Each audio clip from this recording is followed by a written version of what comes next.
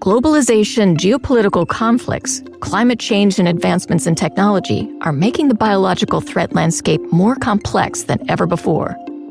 This is Countermeasures, where we explore health threats impacting communities around the world. Brought to you by Emergent, a leading public health company that delivers protective and life-saving solutions to communities around the world. From zoonotic disease to bioweapons, orthopoxviruses, and more. We'll explore what it means to protect public health and how preparedness today can lead to a safer tomorrow. In 1980, the World Health Assembly officially declared smallpox eradicated, following a decades-long global effort involving mass vaccination and containment strategies. Before vaccines, an estimated 30% of people who contracted it died, and the survivors were left with life-altering scars. It was one of the deadliest diseases in human history, and its eradication is considered one of society's greatest achievements. Unfortunately, smallpox is only one disease in a larger family of orthopoxviruses, which also includes diseases such as cowpox and Mpox. These diseases, which are now monitored, still pose a significant health risk. Health threats are always changing. In this episode, we look at orthopoxviruses, exploring their history, how they spread, and the challenges they continue to pose. From the legacy of smallpox and declining herd immunity to modern outbreaks like Mpox, we'll examine what these viruses mean for global health today. To understand orthopoxviruses today, we begin with smallpox, a disease that haunted humanity for millennia before its eradication. Dr. Renee Nahara, Director of Public Health and History of Vaccines at the College of Physicians of Philadelphia, explains what we know about its origins. So there's two big clues. The first one comes from the mummies in Egypt. They have the mummified bodies. You can see sort of what happened through them throughout their lifetime. And some of them have some scars on their face and skin that they give us a clue that maybe they had smallpox during their life. And so they have the scarring on their face, on their arms, on their body. But, the scientists more recently have a way of telling the changes in the DNA of an organism, in this case, the virus, and they call it a genetic clock. The genetic clock for smallpox is about 4,000 years. Smallpox was a deadly and life-altering illness in the time before modern medicine. Yeah, so you would begin with a flu-like illness. You felt feverish and tired. And over the course of a couple of days, you'd start developing little pustules. And if you remember, many people will remember chickenpox. You got these pustules all over your face and your arms, but smallpox was everywhere. Smallpox was all over your trunk, your legs, your arms, inside your mouth, sometimes in the eyes, and it would cause blindness. And then, the scarring. Chickenpox, for the most part, you might have a pockmark here and there, especially if your parents were really good about keeping you from scratching yourself, as mine were. But if with smallpox, it's almost impossible because the actual virus itself just destroys that area. For centuries, societies had no idea what caused smallpox, though they knew it was contagious. Over time, methods like quarantine and later variolation offered some protection. Somewhere in China, there were some physicians who started taking the smallpox scabs from people who had smallpox. And once they healed, or they were on their way to healing, they would take those scabs and dry them out in the sun. And then they would ground up the scabs and give them to people through a straw in through the nose. And so they noticed that when somebody took smallpox that way, that they would get a slighter course of the disease, and they would develop a immunity against smallpox. So this was called variolation. It was very, controversial throughout its whole history because you were giving people the disease. Eventually, the smallpox vaccine was developed, a milestone that changed the course of human health and paved the way for eradication. Dr. Martin Muchangi of Amref Health Africa explains what made smallpox eradication possible and what lessons we must carry forward. Yes, so major victory was attained in the 1980s when the WHO was able to declare the world smallpox free. This was courtesy of a couple of efforts, some of them which was more or less around going to the field, engaging with the communities, and making sure that work is done and done diligently. Then the second thing was around global solidarity, ensuring that everyone comes together to solve a common problem. And that was coupled with very targeted community engagement, making sure that stakeholders are involved, communities are engaged, and of course, deploying very novel public health tools like surveillance, ensuring containment, and above all, ensuring that there is a vaccination. And vaccination, which is not just mass vaccination, but targeted vaccination to the most vulnerable and the neediest. Above all, coupling that was the issues to do with data, using data for decision-making, evidence for logistics, and ensuring that data actually informs the investment that went on. So I would want to say that the eradication of smallpox set stage for the current systems that are addressing the current epidemics. The eradication of smallpox showed the power of global solidarity and targeted vaccination. But today, Martin warns that the world faces new vulnerabilities, especially for populations born after the 1980s. The very fact that we are no longer vaccinating population against smallpox is a danger. I would want to say that those ones who actually received the smallpox vaccination were covered, and we were able to attain some sort of herd immunity up to some level. But you can imagine, since the 1980s, there's a whole vulnerable population that are like 45 years old.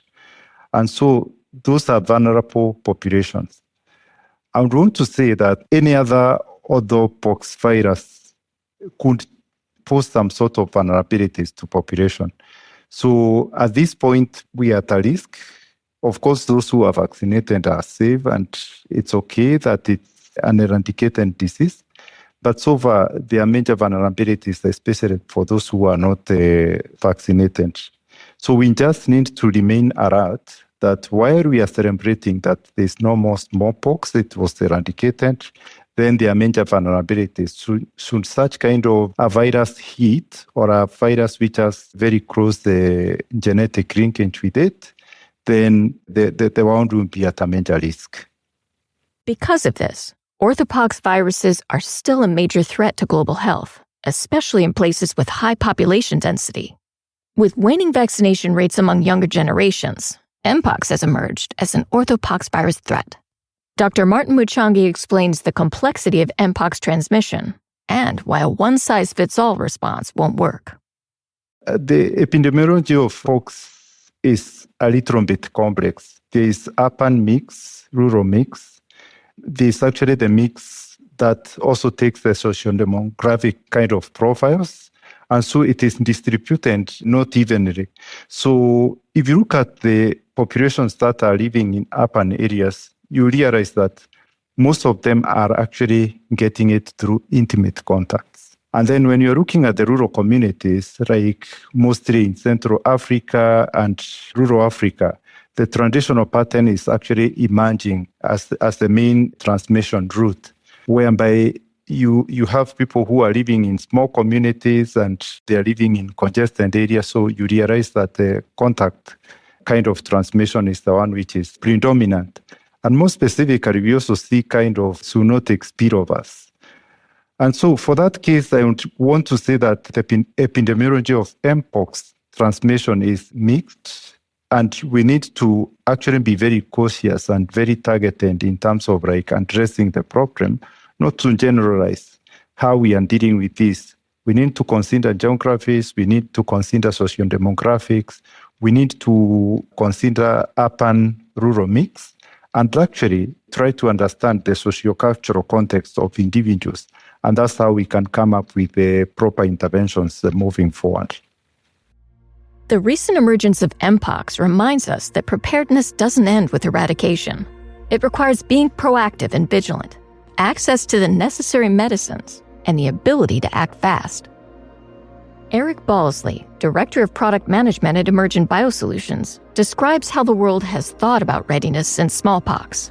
One of the things to keep in mind about Mpox as a orthopox virus, the reason today we see Mpox outbreaks happening around the globe and not say in the 1980s, 1990s as much, is because the way the world responded to smallpox was a goal of eradicating smallpox as a virus.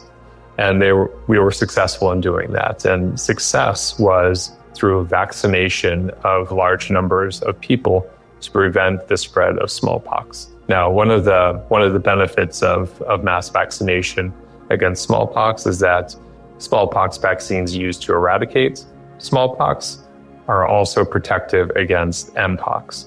So for many, many decades, the world has benefited from a large amount of the population having been vaccinated against smallpox and therefore also having immunity against Mpox.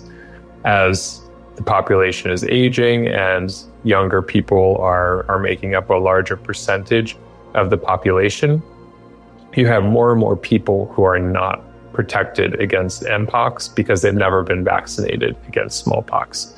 And unlike smallpox, Mpox has a natural reservoir in various animals. So because of that, you can see outbreaks occur. So there's always an animal source for Mpox to find its way into a human, and then that provides an opportunity for Mpox to spread within communities. Stockpiled vaccines and medicines, as well as disease surveillance, remain essential. But as Martin points out, equity in response is still a global challenge. One of the most important things to point out is that when you look at when Mpox broke out, there was major campaigns around vaccination. So like if you pick the US itself, there was very quick movement of vaccination. Around 1.2 million doses were administered. That is very good.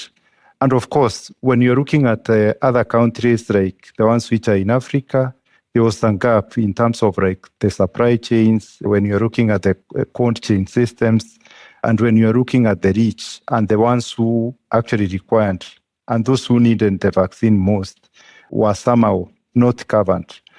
But I would say that just looking at the transitions between the previous struggles of smallpox and how Mpox was actually handled, there's a major improvement in terms of the way this outbreak has been handled. Group awareness, group solidarity, putting science into perspective, bringing people together, and also changing policies in a way that they can accommodate public health intervention was one of the key things that I would say is positive in terms of the way Mpox outbreak. From vaccination campaigns in the US to inequities in Africa, Mpox has tested global systems. Eric Balsley reminds us that readiness is not only about supply, but having systems in place to roll out vaccines when they're needed. Readiness to respond, I think, goes back to the policies that have been established and the investments that have been made to be able to deal with these threats. So I'll go back to the US, and if you look back to the early 2000s, at that point in time, the US set a goal of having a smallpox vaccine for every single person in the US. And it's an ambitious goal, and it's a goal that means you're prepared, right? If you have a vaccine for every single person in the US, yes, there's going to be a disruption to day-to-day life, but it is a situation where you have to roll out vaccines and be able to respond. And there are numerous countries around the globe that do have relatively robust preparedness programs to ensure that if something like an orthopox outbreak that is becoming more and more of a pandemic and more threat to life, they'll be able to respond.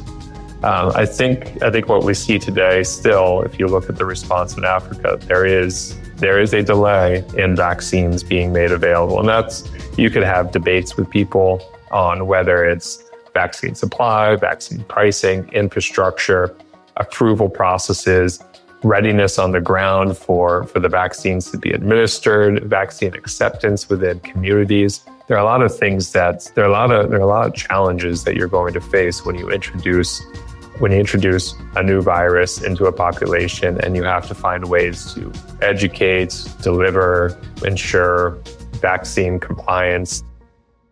Preparedness is not just about vaccines in warehouses. It's also about knowing when and where an outbreak is starting. Dr. Martin Mchangi stresses that surveillance, communication, and community engagement are as important as stockpiles. Yeah, indeed, stockpiling of vaccines is very necessary, but beyond stockpiling of the vaccines, there are other things which we need to think about critically. The first one is around surveillance. I want to emphasize the importance of surveillance, and this integrates the elements of community-based disease surveillance, the elements around genomics, the elements around community intelligence and citizen science, that is getting the knowledge of the community, like the way they perceive things. Then the second element is around precision vaccination, because again, to avoid wastefulness and being targeted from a public health angle, precision vaccination is necessary. Who requires this vaccine? Who is the neediest? And where do we begin? And where does it end?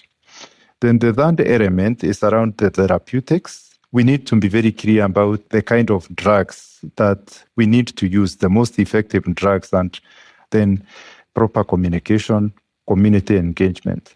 That is often ignored. But without that, then uptake of the therapies, uptake of the vaccination, uptake of the preventive practices normally falls apart. And we wouldn't want to have such kind of a thing, because when you are giving a service to a customer must be able to appreciate that, and communication does that in terms of engaging communities. Then lastly, I would want to say that the effort that goes into financing for this action needs to be upped. We need to think about how to ring-fence some money that can help us to address pandemics without major struggles. Surveillance, therapeutics, vaccines, communication, financing. All of these pillars have to stand together. And when outbreaks cross borders, no country can respond alone.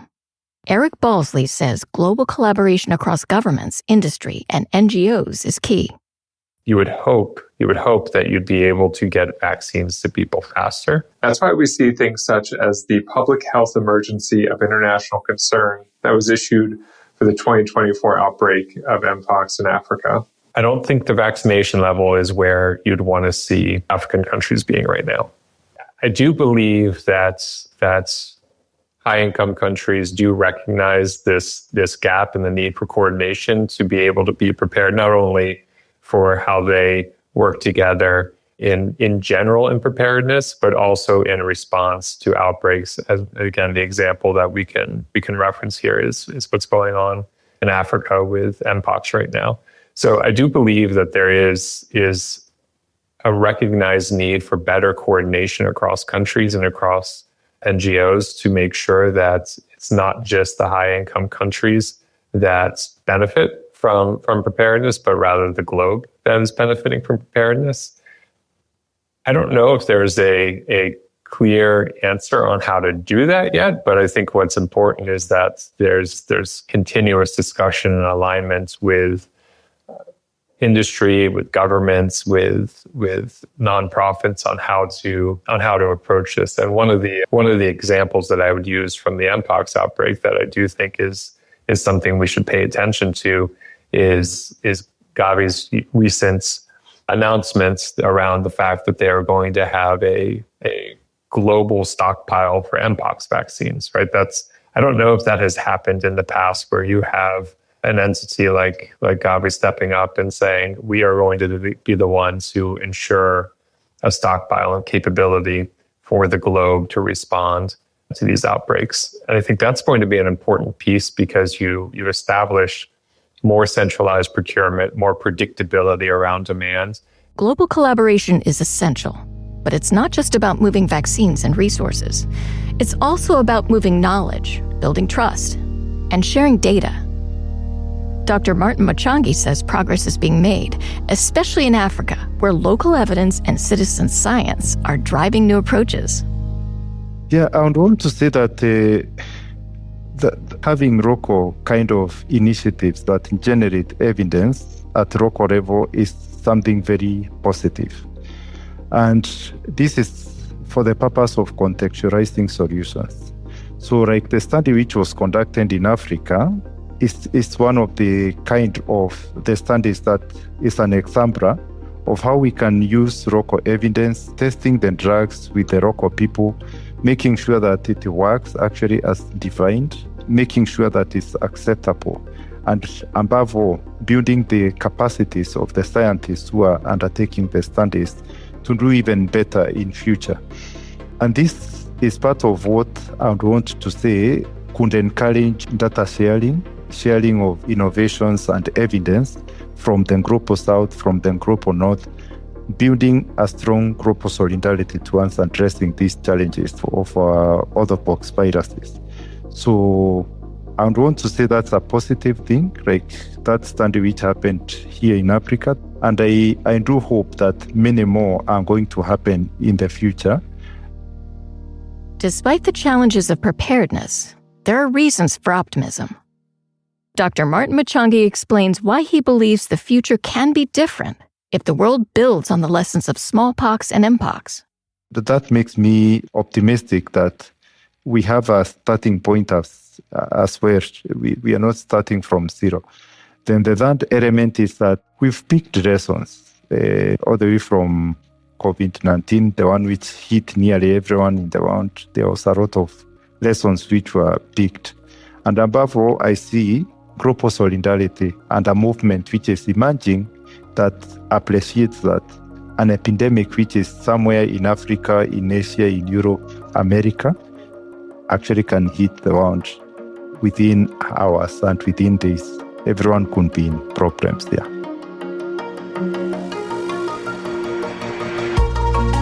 The end of smallpox didn't mean the end of orthopoxviruses. The rise of Mpox shows us how fragile preparedness can be, and how inequities in access to medicines and proactive surveillance can lead to lower trust in health systems and shape outcomes. As we've heard from Dr. Renee Nahara, Eric Balsley, and Dr. Martin Mchangi, the lessons of history, the realities of today, and the hopes for the future are all connected. Solidarity, equity, innovation, and a One Health approach are all factors determining whether we are ready for the next Orthopox challenge. The world defeated smallpox. The question now is, what will we do with the lessons it left behind? Thanks for listening to Countermeasures. If the content of this episode resonated with you, we recommend subscribing so you never miss an episode. You can find more about countermeasures and emergent biosolutions at emergentbiosolutions.com. The views and opinions expressed by guests on this podcast are their own and do not necessarily reflect those of Emergent Biosolutions or its affiliates.